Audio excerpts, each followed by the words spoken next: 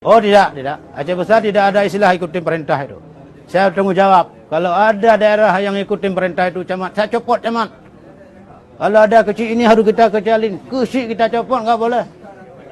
Kalau camat ini kan harus kita ikutin perintah pusat, tidak ada. Camat di masjid kecamatan tambah lagi pengeras suara. Kalau ada camat yang takut keluar, jangan jadi camat. Gitu. Tidak semua aturan pemerintah harus diikuti ya. Oh enggak semua aturan harus diikuti. Aturan kalau kita ikuti, ini terbentur dengan aturan Allah. Hentikan aturan manusia. Aturan manusia ini berjalan selama manusia itu berkuasa. Kalau manusia nanti enggak berkuasa lagi, boleh jangan aturan itu jadi pengkhianat bagi bangsa. Dari Banda Aceh, R.A. Karamullah, Seram.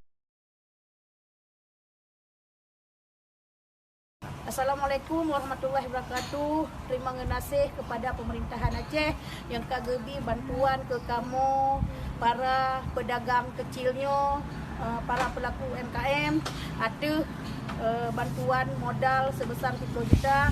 Kamu ucapkan terima kasih ya kepada kamu yang berimbas COVID, ada peraturan pemberlakuan PPKM-nya. Memang nampak bu ah.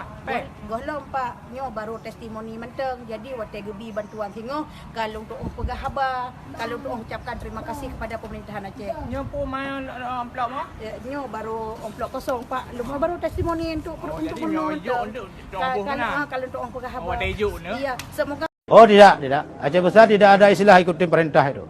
Saya tanggung jawab. Kalau ada daerah yang ikutin perintah itu, camat, saya copot camat. Kalau ada kecil ini harus kita kecilin, kecil kita copot, nggak boleh. Kalau camat ini kan harus kita ikutin perintah pusat, tidak ada. Camat di masjid kecamatan tambah lagi pengeras suara. Kalau ada camat yang takut keluar, jangan jadi camat.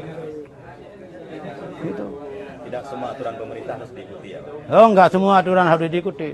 Aturan kalau kita ikuti, ini terbentur dengan aturan Allah. Hentikan aturan manusia. Aturan manusia ini berjalan selama manusia itu berkuasa. Kalau manusia nanti nggak berkuasa lagi, boleh jangan aturan itu jadi pengkhianat bagi bangsa. Dari Banda Aceh, R.A. Karamullah, Seram.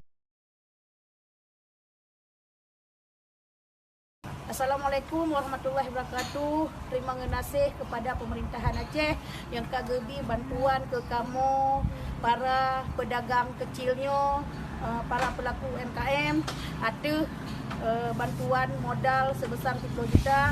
Kamu ucapkan terima kasih ya kepada kamu yang berimbas COVID, ada peraturan pemberlakuan PPKM-nya. Memang nampak bu ah.